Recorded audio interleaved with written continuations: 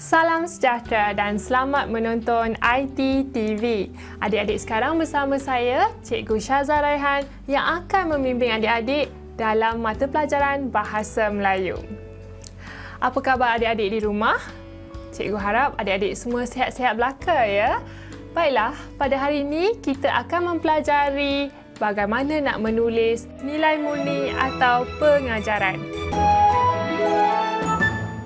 Nilai murni dan pengajaran adalah nilai dan akhlak yang baik dan mulia yang boleh dijadikan contoh dan teladan di dalam kehidupan kita seharian.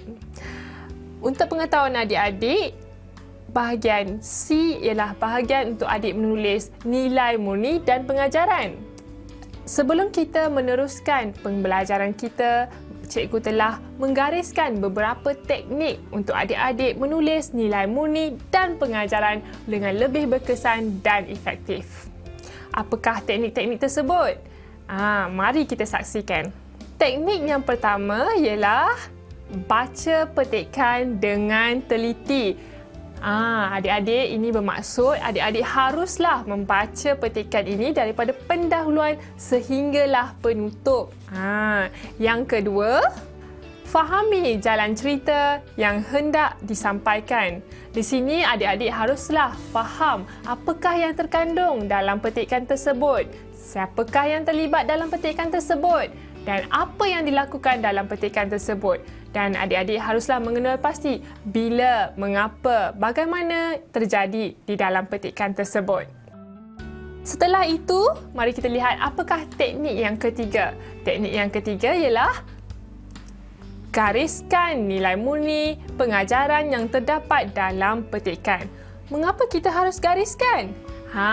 Ini membolehkan adik-adik dan memudahkan adik-adik untuk mengenal pasti nilai-nilai murni dan pengajaran yang terdapat dalam petikan tersebut. Mudah kan? Kalau mudah, mari kita lihat apa teknik yang keempat. Bina rumusan nilai murni atau pengajaran satu perenggan sahaja. Kalau adik-adik lihat di sini, kita ada dua kata kunci di sini ya adik-adik. Kata kunci yang pertama, bina rumusan atau ringkasan nilai murni dan pengajaran. Yang kedua, satu perenggan sahaja ya adik-adik. Jangan lebih dari satu perenggan pula. Apa kata kita lihat teknik yang terakhir, iaitu masukkan nilai pengajaran beserta contoh dan gabungkan dengan penanda wacana yang sesuai. Setelah adik-adik mengenal pasti nilai murni dan pengajaran yang terdapat dalam petikan tersebut, gabungkan pula dengan penanda wacana yang sewajarnya. Barulah rumusan ataupun ringkasan nilai murni adik nampak lebih menarik ya. Okey adik-adik, kalau adik-adik dah faham, mari kita cuba ingat kembali. Yang pertama, haruslah membaca petikan secara menyeluruh. Okey, yang kedua, setelah adik membaca, faham jalan cerita yang hendak disampaikan di dalam petikan tersebut. Yang ketiga, gariskan nilai murni dan pengajaran yang terdapat di dalam petikan.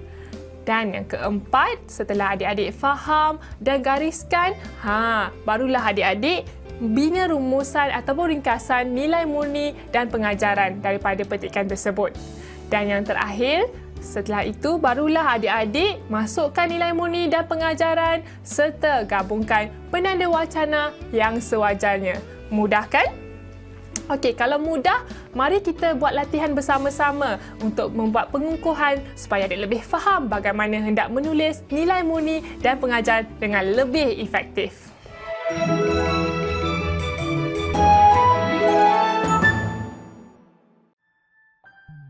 Tuliskan 5 pengajaran yang dapat kamu peroleh daripada petikan di bawah. Dan yang kedua, panjang jawapan kamu mestilah tidak melebihi daripada 50 patah perkataan. Tuliskan jawapan kamu dalam satu perenggan. Ingat ya adik-adik, jangan lebih daripada berapa? Ya, 50 patah perkataan. Dan kena ingat ya adik-adik, hanya satu perenggan sahaja yang dibenarkan ketika adik-adik menulis nilai murni dan pengajaran. Baiklah adik-adik, mari kita saksikan apakah petikan tersebut. Asnida mengulang kaji pelajaran di biliknya. Dia mengulang kaji kerana tarikh peperiksaan semakin hampir.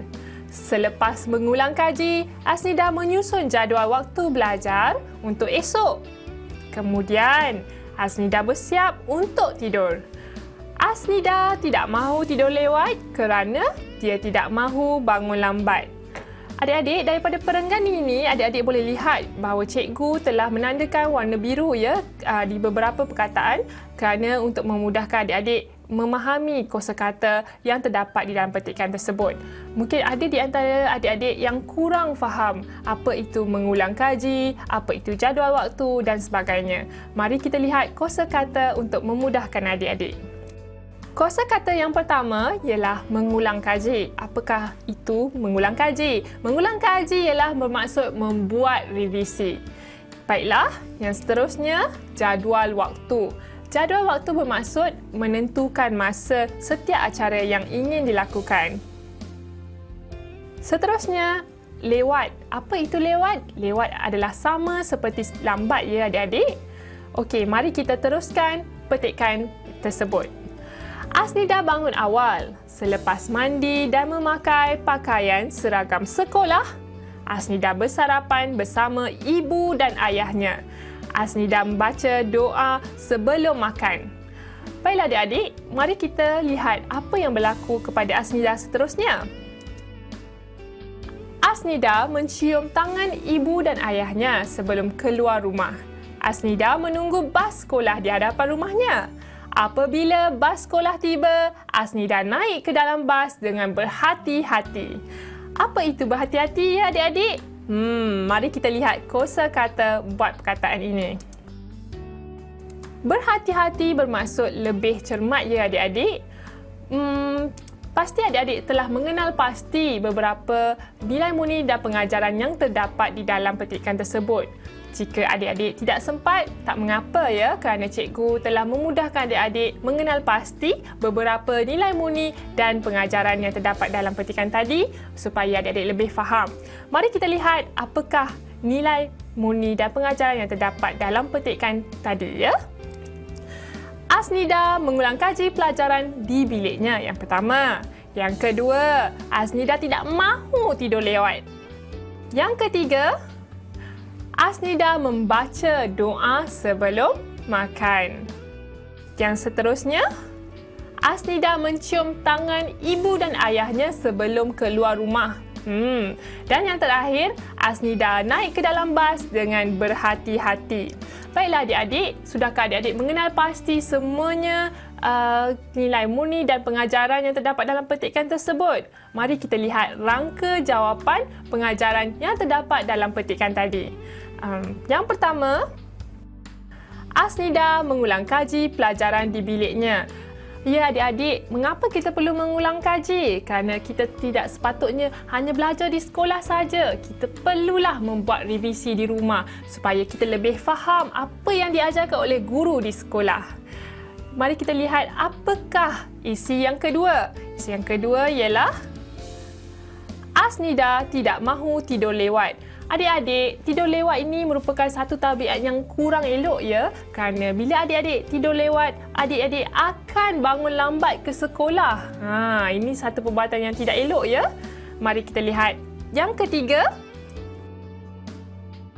Asnida membaca doa sebelum makan. Baik-baik adik-adik, membaca doa sebelum makan merupakan satu perbuatan yang digalakkan kerana bila kita berdoa, itu menunjukkan kita bersyukur kepada Tuhan atas rezeki yang diberikan. Baiklah adik-adik, setelah kita lihat yang pertama, kedua dan ketiga, mari kita lihat yang keempat. Pengajaran yang keempat ya adik-adik. Asnida mencium tangan ibu dan ayahnya. Baiklah adik-adik, mengapa kita perlu bersalaman dengan ibu dan bapa kita? Kerana kita haruslah memohon restu daripada mereka berdua, ibu dan bapa kita, sebelum melakukan sesuatu supaya mendapat keberkatan.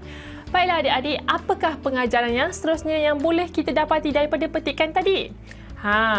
Iaitu yang kelima, Asnida naik ke dalam bas dengan berhati-hati. Hal ini kerana ya adik-adik, kalau kita berebut-rebut, kalau kita menolak antara satu sama lain, mungkin ada di antara adik-adik yang akan cedera ataupun berlakunya kemalangan yang tidak diingini. Baiklah adik-adik, setelah kita lihat jawapan yang kelima-lima tadi, mari kita buat revisi balik apakah 5 teknik tadi. Yang pertama, baca petikan secara menyeluruh. Yang kedua, lepas baca, fahami jalan cerita yang hendak disampaikan di dalam petikan tersebut ya adik-adik. Setelah kita baca dan faham, yang ketiga, kita gariskan nilai murni dan pengajaran yang terdapat dalam petikan tersebut. Setelah kita gariskan, barulah kita bina rumusan ringkasan daripada nilai murni dan pengajaran yang terdapat dalam petikan tersebut. Setelah itu, barulah kita masukkan nilai murni dan pengajaran di dalam rumusan adik-adik dan gabungkan dengan penanda wacana yang sewajarnya. Baiklah adik-adik, mari kita lihat jawapan lengkap bagi petikan tadi ya adik-adik.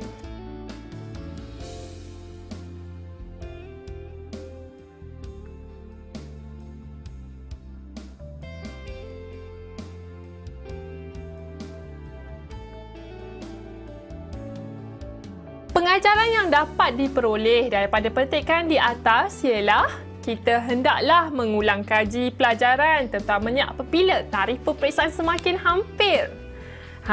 Kita juga tidak boleh mengamalkan tabiat tidur lewat kerana boleh menyebabkan kita terlewat bangun.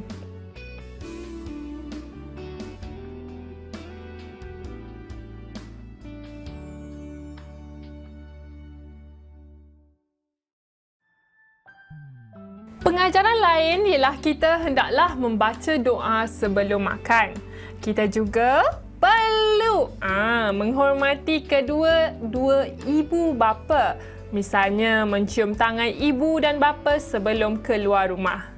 Dan akhir sekali, kita hendaklah sentiasa menjaga keselamatan diri dengan berhati-hati semasa menaiki bas. Baiklah adik-adik, nampaknya masa begitu mencemburui kita. Kita dah sampai ke penghujung rancangan. Cikgu harap adik-adik telah memahami bagaimana teknik-teknik untuk menjawab nilai murni dan pengajaran yang lebih berkesan dan efektif. Sehingga kita bertemu lagi di pembelajaran yang akan datang bersama saya, Cikgu Syazah Raihan. Terima kasih kerana menonton IT TV. Sekian, terima kasih.